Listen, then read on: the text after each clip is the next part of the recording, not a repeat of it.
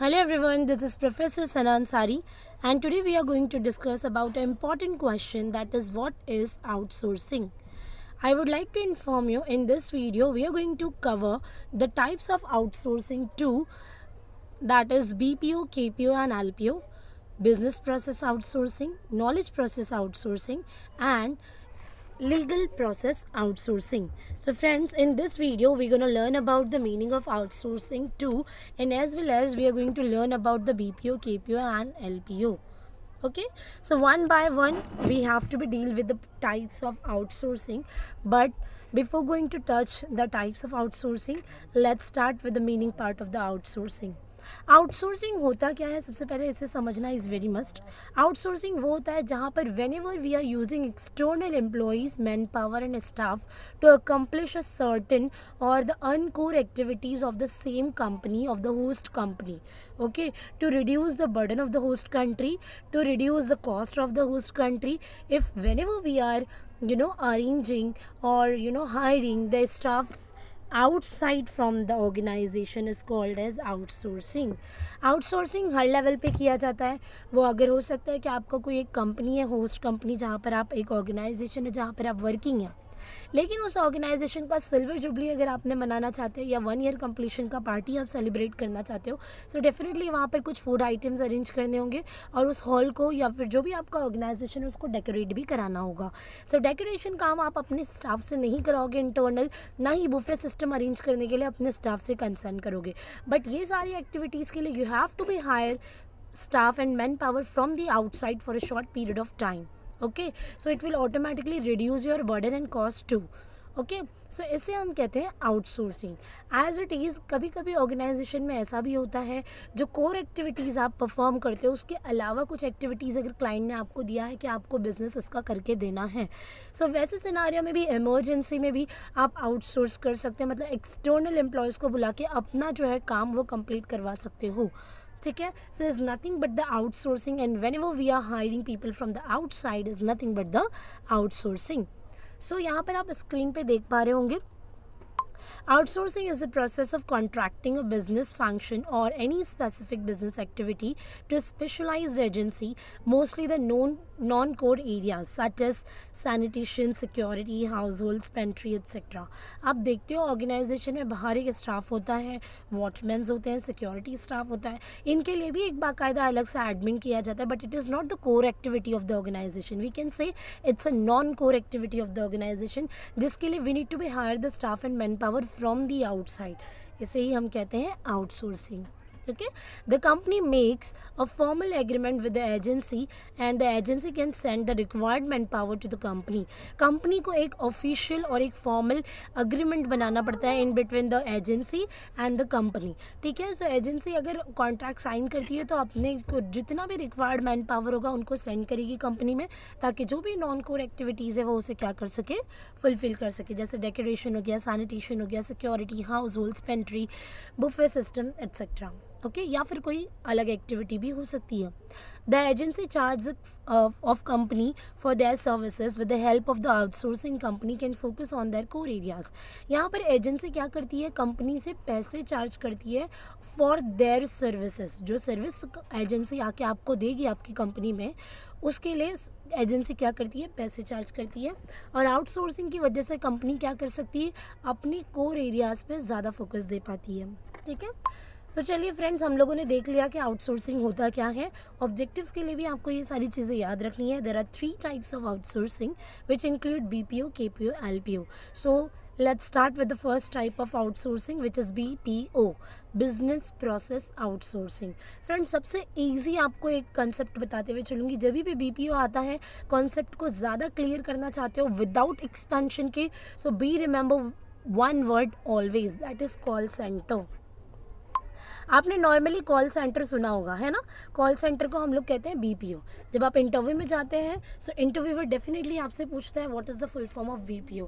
The full form of BPO is business process outsourcing. Many people are saying business profit organization and all. No, the actual full form of the BPO is business process outsourcing. ठीक है, यहाँ पर हम क्या करते हैं, समझिए कि एयरटेल एक ऐसी कंपनी है जो एयरटेल की सिम कार्ड और एयरटेल और वोडाफोन भी एक ऐसा कंपनी है जो आपको सिम कार्ड फैसिलिटी प्रोवाइड करता है। ठीक है, सो यहाँ पर ये जो सिम कार्ड्स वगैरह बेचना होता है, या फिर हो सकता है जैसे कि एग्जांपल लेते हैं बैंक का, समझिए कि आप यूबीआई बैंक है, यूनियन बैंक ऑफ इंडिया। ठीक है, बैंक में बहुत सारे काम होते हैं, अकाउंट ओपन करना, कैश डिपॉजिट करना, विड्रॉवल रिसिप्ट्स को मेंटेन करना, ड्राफ्ट्स को मेंटेन करना और इधर बहुत सारी एक्टिविटीज़ होती है। लेकिन वहाँ पे सबसे मेजर और इम्पॉर्टेंट काम होता है जिसे हम कहते हैं कॉलिंग करना, और कॉलिंग करके अकाउंट ओपन करवाना, क्योंकि जितने नंबर ऑफ अकाउंट्स बैंक से ओपन रहेंगे बैंक उतना लेवल प्रोसेस करता जाएगा। लेकिन अकाउंट ओपन कराने के लिए we have to be call to the customer. इसके लिए ये काम भी बैंक खुद बैठ के अपने एम्प्लॉय से नहीं कराती है, बल्कि ये बिजनेस जो है करने के लिए दे देती है किसी थर्ड पार्टी को, और वो थर्ड पार्टी होता है बिजनेस प्रोसेस आउटसोर्सिंग, जहाँ पर मैं मेरे बिजनेस का एक पोर्शन कंप्लीट करने के लिए या उसको काम करने के लिए मैं क्या करती हूँ, थर्ड पार्टी को वो जिम्मेदारी दे देती हूँ कि आप मुझे अकाउंट ओपन करके दें। सो कॉल सेंटर्स में यही होता है, वोडाफोन हो गया, एयरटेल हो गया, इंश्योरेंस कंपनीज हो गई, इसके अलावा कोटक बैंक, अदर बैंक होते हैं जो अपने जो है कॉलिंग वाला डिपार्टमेंट के लिए थर्ड पार्टी को वो बिजनेस देते हैं। तो थर्ड पार्टी इन्हें लीड जनरेट करके देती है डायरेक्टली होस्ट कंपनी को। सो थर्ड पार्टी को ही हम कहते हैं BPO and we can say call centres. So BPO is basically outsourcing of work to some third party service provider in order to save money. इससे पैसा भी save होता है, बर्डन भी रिड्यूस होता है।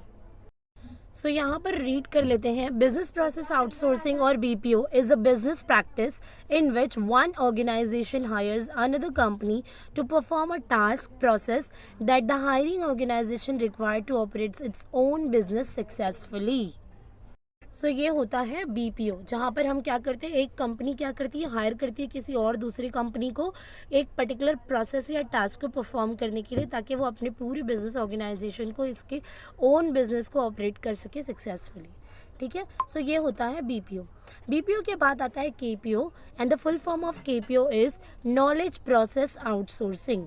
नॉलेज प्रोसेस आउटसोर्सिंग ये होता है जहाँ पर क्या करता है कोई भी कंपनी, समझिए हमारे बिजनेस में होने वाली सिचुएशन को टैकल आउट करना या सिचुएशंस को बैलेंस आउट कराना है। अगर आपको इसके लिए एक्स्ट्रा इन्फॉर्मेशन या नॉलेज गेन करना हो, तो इसके लिए आप जो है बहुत सारी ऐसी आउटसोर्सिंग कंपनियाँ होती है मार्केट में, जिसकी हेल्प लेके आप अपनी बिजनेस की एक्सपांशन या सिचुएशन को टैकल आउट करने के लिए या बैलेंस आउट करने के लिए you can take the advice, knowledge and information from the third resource person. ठीक है, सो इसे हम कहते हैं केपीओ। सो थोड़ा सा डिस्कस करेंगे या रीड करेंगे तो ज़्यादा क्लियर हो पाएगा concept. KPO is described as the function related to the knowledge and the information outsource to third party service provider. KPO is the subsegment of BPO in which the outsourced service provider is hired not only for its capacity to perform particular business, process or function but also provide expertise around it. इसका मतलब ये हुआ कि KPO क्या करता है, यहाँ पर KPO का मतलब होता है जहाँ पर हम नॉलेज और इन्फॉर्मेशन को कलेक्ट करते हैं फ्रॉम आउटसोर्स।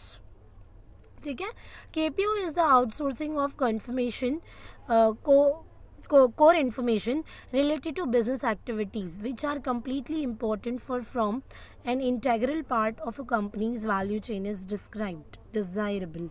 यहाँ पर ये मतलब हुआ कि KPO इज़ नथिंग बट जहाँ पर हम किसी और कंपनी के through knowledge, information and ideas and advises को क्या करते हैं, ग्रैब करते हैं, जिसका यूज़ हम हमारे बिजनेस ऑर्गेनाइजेशन की एक्सपांशन के लिए कर सके। So it is very common and very simple but the most important outsourcing type is only the BPO। And यहाँ पर जो नॉलेज आउटसोर्सिंग है it's just for to gaining the knowledge and information from outside. ठीक है, then we have LPO and the full form of LPO is legal process outsourcing. Legal process outsourcing is the type of KPO। जैसे KPO होता है उसी की तरीके का होता है LPO। KPO में सिर्फ हम जो है इन्फॉर्मेशन को गेन आउट करते हैं, इन्फॉर्मेशन हो गया, नॉलेज हो गया या एडवाइजेस को। उसी तरीके से लीगल प्रोसेस ऑर्गेनाइजेशन में आउटसोर्सिंग में हम क्या करते हैं, किसी ऐसी कंपनी को हायर करते हैं जो हमारे लीगल डॉक्यूमेंट्स, हमारे लीगल रिव्यू करे, हमारा जो ड्राफ्ट है उसको राइटिंग करे, उसको ब्रीफ करके दे। ठीक है, डॉक्यूमेंट्स को रिव्यू करना, रिसर्च करना, ये सारा काम करता है LPO which is legal process outsourcing.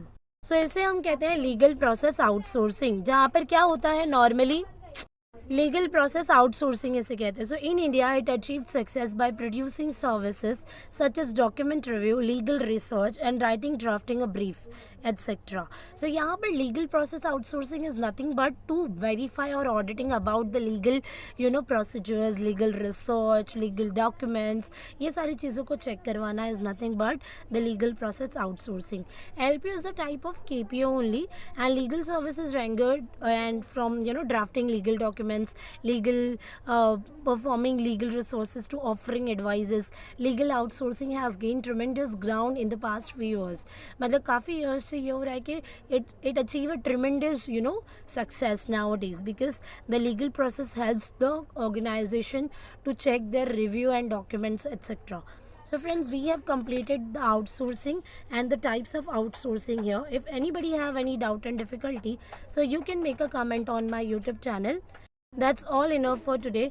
Do like and subscribe to my YouTube channel. Keep supporting, keep watching. Bye bye. Have a nice day. Take care.